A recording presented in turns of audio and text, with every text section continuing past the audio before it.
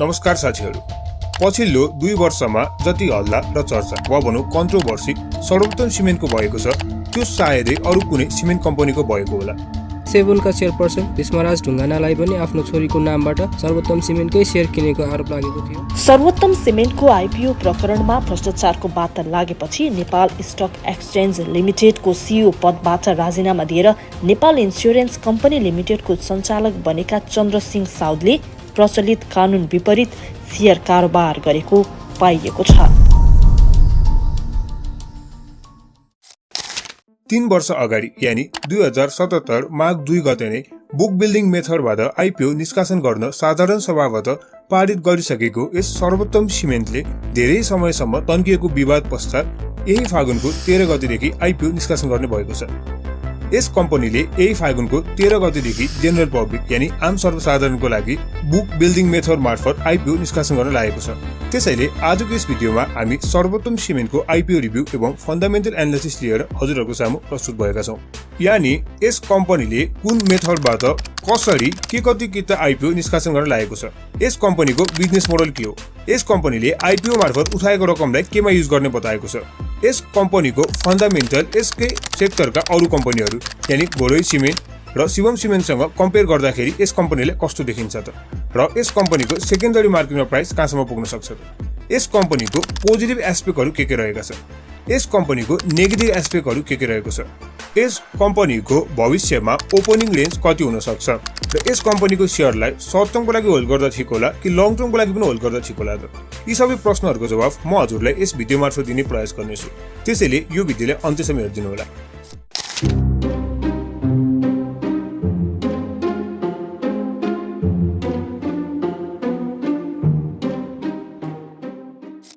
कुनै पनि कम्पनीले IPO इस्यु गर्दाखेरि दुईवटा कुराहरू आवश्यक पर्छ वा भनौं दुईटा कुरा चाहिन्छ।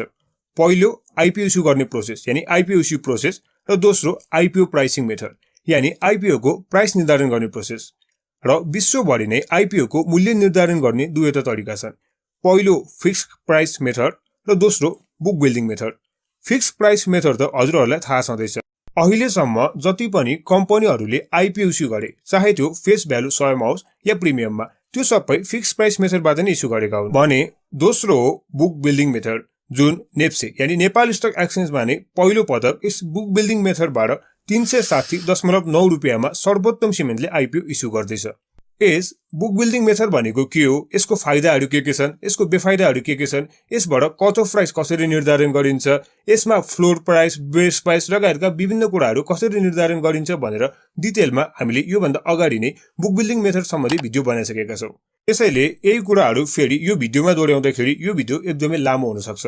त्यसकारणले गर्दाखेरि तपाईहरुलाई यदि बुक बिल्डिङ मेथड सम्बन्धी राम्रो नलेज छैन भने त्यो भिडियो म तपाईलाई हाइली रेकमेन्ड गर्छु हेर्नको लागि, जसको लिंक तपाईले तल डिस्क्रिप्सनमा वा माथि आई बटनमा पाउन सक्नुहुन्छ। त्यसैले यस भिडियोमा सर्टकटमा तपाईहरुलाई आइडिया दिनको लागि वा तपाईलाई थोरै बुझाउनको लागि यस मेथड वा भनौं यस मोडलको मेन वा हामीलाई थाहा हुनुपर्ने फिचरहरुको कुरा गर्दाखेरि, पहिलो फिक्स प्राइस मेथडमा IPO को प्राइस पहिला नै फिक्स्ड हुन्छ।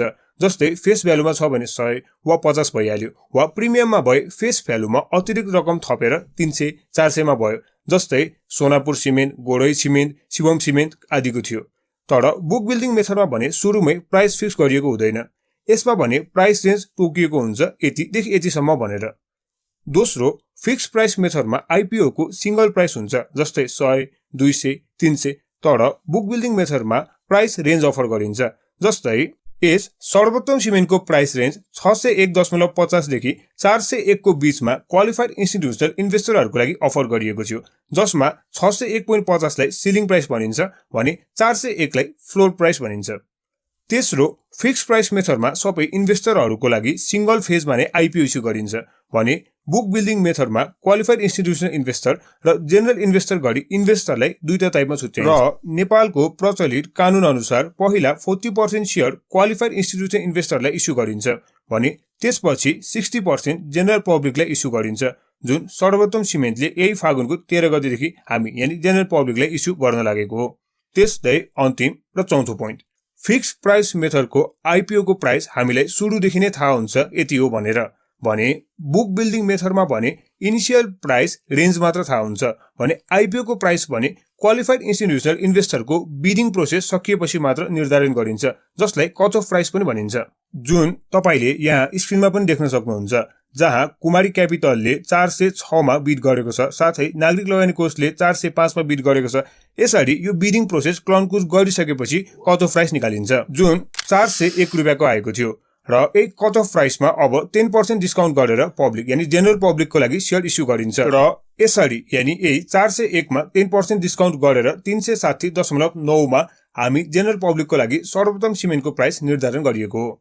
कम्पनीको आफ्नो जारी पुँजी रु 4 अर्ब 65 करोडको 12.9% ले हुन आउने 70 करोड बराबरको प्रति शेयर अंकित मूल्य यानी फेस भ्यालु 100 को दरको 60 लाख किता शेयरको 40% अर्थात 24 लाख किता शेयर बुक बिल्डिङ निर्देशिका 2077 को दफा 13 बमोजिम बुक बिल्डिङ मेथड मार्फत QII यानी क्वालिफाइड इन्स्टिट्युसनल इन्भेस्टर यानी संस्थागत लगानीकर्ताले अक्सन वा भनौं बोल कबोल मार्फत निष्कासन वा भनौं बिक्री खुल्ला गरी बाँडफाँड गरिएकोमा प्रति शेयर रु 401 रुपैयाँ यानी 401 रुपीज पर शेयरमा सबै 24 लाख किता शेयर नै सब्स्क्राइब भएको थियो र सोही बुक बिल्डिङ निर्देशिका दफा 14 को अनुसार सर्वसाधारण यानी हामी जस्तो जेनरल पब्लिकलाई इस्यु गर्दा कट अफ प्राइसमा 10% डिस्काउन्ट दिएर गर्नुपर्ने व्यवस्था उल्लेख भए अनुसार अब 401 रुपैयाँको कट अफ प्राइसमा 10% डिस्काउन्ट दिँदाखेरि हुन आउने रकम यानी 360.9 रुपीज पर शेयरमा 60% यानी 36 लाख किता शेयर हामी जेनरल पब्लिकको लागि इस्यु गर्न लागेको हो, जसमध्ये 2,67,000 फरेन इम्प्लोइमेन्ट यानी वैदेशिक रोजगारमा रहेको नेपालीहरूको लागि साथै कम्पनीको चुक्ता पुँजी यानी पेड अफ क्यापिटलको 2% ले हुन आउने 9,30,000 प्रोजेक्ट एफेक्टेड लोकल्स यानी त्यहाँको स्थायी बासिन्दाहरूको लागि, जसमा निष्कासन गरिएकोमा जम्मा 2,48,470 कितामा मात्र आवेदन परेको र बाँकी रहेको 6,81,530 किता पनि अब जेनरल पब्लिकलाई नै जोडेर वा भनौं गावेर इस्यु हुने भएको छ भने अब त्यस जेनरल पब्लिकलाई इस्यु हुने वा भनौं निष्कासन हुन लागेको टोटल शेयरको 5% म्युचुअल फन्डको लागि र 5% कम्पनीको इम्प्लोइ वा भनौं कर्मचारीहरूको लागि छुट्याएको छ र यसरी सबैको लागि छुट्याइसकेपछि बाँकी रहने 27,76,076 किता शेयर लास्टमा हामी जेनरल पब्लिकको लागि हुनेछ। यस कम्पनीको शेयरमा तपाईले मिनिमममा पनि 50 किताको लागि आवेदन दिन सक्नुहुनेछ भने म्याक्सिमम यानी अधिकतम 10,000 कितासम्मको लागि अप्लाई गर्न सक्नुहुनेछ। सो तपाईले त्यही 50 किताको लागि मात्र अप्लाई गर्नुहोला, जसको लागि 50 × 360.9 यानी 18,045 रुपैयाँ बराबरको रकम तपाईलाई चाहिनेछ भने यसको शेयर 55,521 जनाले 50 किताको दरले पाउनेछन्। यानी यसको शेयर पर्ने चान्स यदि 7 देखि 8 लाख जनाले अप्लाई गर्दछन् भने, जुन मेरो अनुमानमा यतिले मात्र गर्छन् जस्तो लाग्छ, सो त्यो हो भने 7% जति हुन आउँछ यसको शेयर पर्ने चान्स। त्यस्तै यसको issue manager global IMA capital limited रहेको छ भने यसको क्रेडिट रेटिङको कुरा गर्ने हो भने यसलाई इक्रा नेपालले BBB को रेटिङ प्रदान गरेको छ, जसको मतलब यस कम्पनीमा मिडियम रिस्क छ भन्ने जनाउँछ।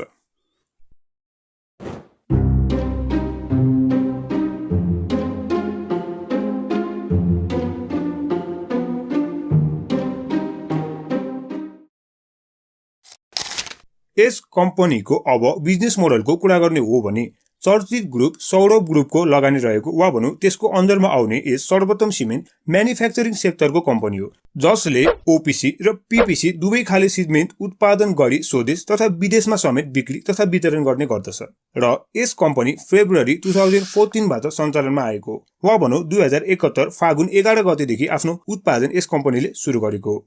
यस कम्पनीको उद्योग काठमाडौँ भन्दा करिब 240 किलोमिटर जति टाढा नवलपरासी जिल्ला सुनवल नगरपालिका वडा नम्बर 11 मा रहेको छ। यस कम्पनीको अब उत्पादन क्षमताको कुरा गर्ने हो भने यसले 3000 टन क्लिङ्कर प्रतिदिन उत्पादन गर्न सक्छ र 3000 टन सिमेन्ट प्रतिदिन उत्पादन गर्न सक्छ, जुन एक्ज्याक्ट भन्नु पर्दाखेरि यदि 50 केजीको बोराको हिसाब गर्ने हो भने 60,000 बोरा हरेक दिन यसले उत्पादन गर्न सक्छ।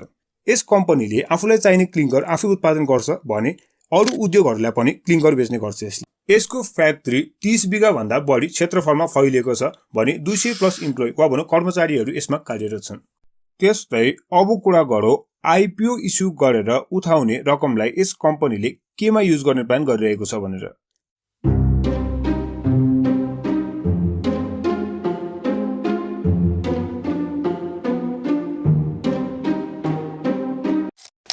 यस कम्पनीले आफ्नो पेड अफ क्यापिटलको 12% ले हुन आउने 60 लाख किता शेयर आइपीओ को थ्रु इस्यु गर्न लागेको, जसमा 24 लाख किता क्वालिफाइड इन्स्टिट्युसनल इन्भेस्टरलाई र बाँकी 36 लाख हिस्सा जेनरल पब्लिकका गरेर प्राप्त हुने रकम यस कम्पनीले विभिन्न ब्याङ्कहरूबाट कर्जा लिएको यानी लोन लिएको छ त्यसलाई तिर्नमा युज गर्ने भनेको छ, जसमा प्राइम कमर्सियल ब्याङ्क लिमिटेडको 1 अर्ब र नेपाल ब्याङ्क लिमिटेडको 29 करोड बराबरको रकम यस कम्पनीले यस पैसाबाट तिर्ने भनेको छ। त्यसैगरी यस कम्पनीले तत्कालको अवस्था मजबुत भएसँगै धितोपत्तो निष्कासनबाट प्राप्त हुने रकममाथि उल्लेखनीय कर्जा रकम भुक्तानी गरिसकेपछि यानी लोन तिरिसकेपछि बाँकी हुने रकम कम्पनीले कम्पनीको उद्योग रहेको स्थानदेखि पूर्व तथा पश्चिम ग्राइन्डिङ युनिट विस्तार गर्न काठमाडौँलाई लक्षित गरी धादिङ, मकवानपुर, नुवाकोट आसपासमा सिमेन्ट प्लान्ट स्थापना गर्न तथा उद्योगमा वेस्ट हिट रिकभरी सिस्टम प्रणाली स्थापना गरी 3.5 मेगावाट यानी 3.5 मेगावाटसम्मको विद्युत शक्ति उत्पादन गर्ने कार्यमा लगानी गर्ने योजना यस कम्पनीले बताएको छ। त्यस्तै अब कुरा गरौँ यस कम्पनीको विगतको फाइनान्शियल पर्फर्मेन्स कस्तो थियो र अब फ्युचरमा फाइनान्शियल पर्फर्मेन्स कस्तो हुन सक्छ भनेर।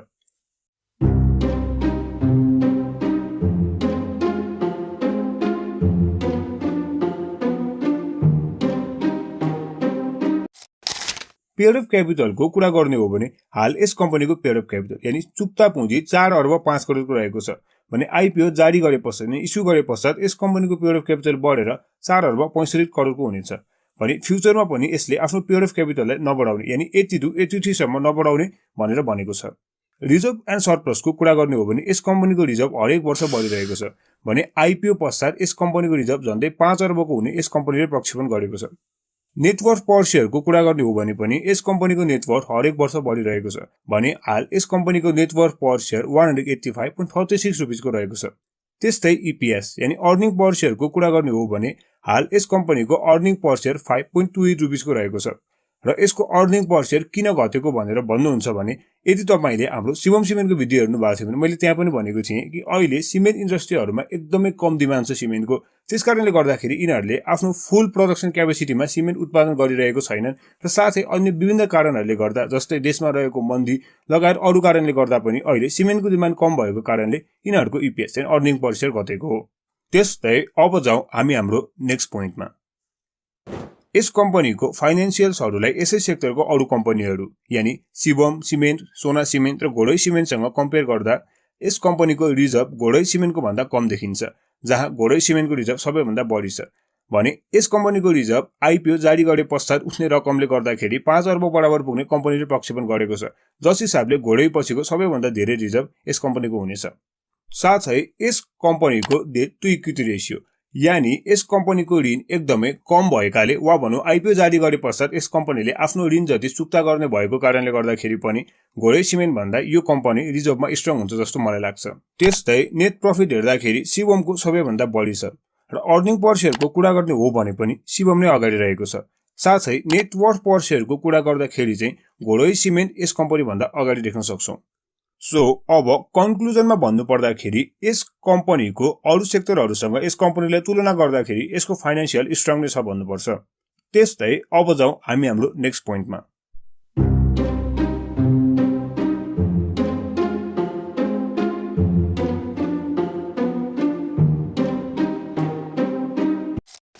यस कम्पनीको सीईओ सन्तोष केसी हुनुहुन्छ जो भर्खरै 2079 जेठको 26 मा मात्र यस पदमा नियुक्त हुनुभएको हो।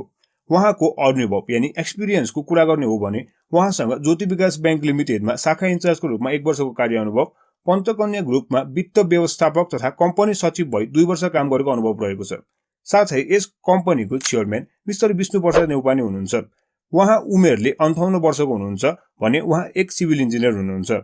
उहाँ जगदम्बा सिमेन्टको पनि पूर्व अध्यक्ष भइसक्नु भएको छ।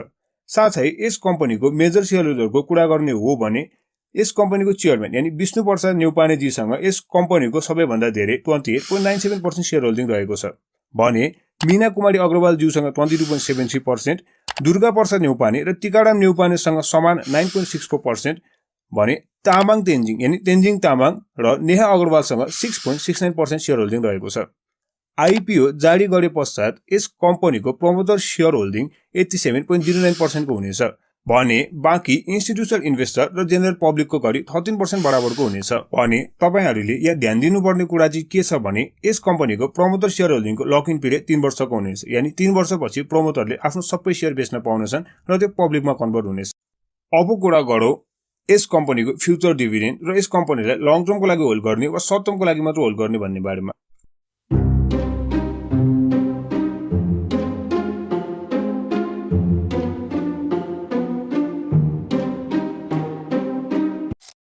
यदि तपाईले हाम्रो शिवम सिमेन्टको एनालाइसिस भिडियो हेर्नुभएको छ भने तपाईलाई थाहै छ कि अहिले विभिन्न कारणले गर्दा सिमेन्ट कम्पनीहरू आफ्नो 100% क्षमतामा चल्न सकेको छैनन् भनेर, जहाँ शिवम सिमेन्ट भने आफ्नो प्रोडक्सन क्यापेसिटीको 33% मात्र उत्पादन गरिरहेको छ, यसले भने आफ्नो प्रोडक्सन क्यापेसिटीको 60% बराबरको अहिले उत्पादन गरिरहेको छ सिमेन्ट। किनभने डिमान्डको कमी भएको कारण। अब तपाईहरुलाई यहाँ के थाहा हुनुपर्छ भने म्यानुफ्याक्चरिङ कम्पनीहरूलाई इफ त्यस कम्पनीहरूको ग्रोथ राम्रो छैन भने मार्केटले राम्रो भ्यालु गर्दैन वा भनौं राम्रो प्राइस दिँदैन। यसको प्राइम एक्जाम्पल तपाईले युनिलिभर नेपाल लिमिटेडको शेयर वा शिवम सिमेन्टलाई नै पनि लिन सक्नुहुन्छ। सो अब सिधा कुरा गर्नु पर्दाखेरि यसको फ्युचर यो इन्डस्ट्रीको ग्रोथ र डिमान्डमा डिपेन्ड गर्छ।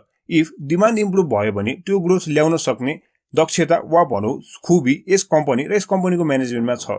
सो त्यो हिसाबले यो कम्पनी यो प्राइसमा लङ टर्मको लागि राख्न सकिन्छ। भने सिमेन्ट इन्डस्ट्रीहरुमा एकदमै धेरै कम्पिटिसन भएको कारणले गर्दाखेरि पनि भोलिको दिनमा यदि सिमेन्ट इन्डस्ट्रीमा ग्रोथ आएन भने चाहिँ यी कम्पनीहरुको भविष्य थोरै अप्ठ्यारो देख्छु म चाहिँ।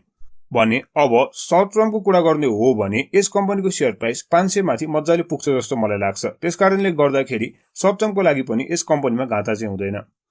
अब लास्टमा यसको ओपनिङ प्राइस रेन्जको कुरा गर्दा यसको नेट वर्थ पर शेयर 185 को छ भने यसले अब ओपनिङ रेन्ज 185 देखि त्यसको 3 टाइम्स यानी 555 को बीचमा हुनेछ।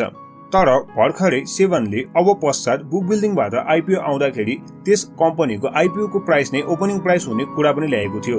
यदि यसो हो भने चाहिँ वा यो कार्यान्वयनमा आइसकेको हो भने चाहिँ यस कम्पनीको 360.9 नै यसको ओपनिङ प्राइस हुनेछ।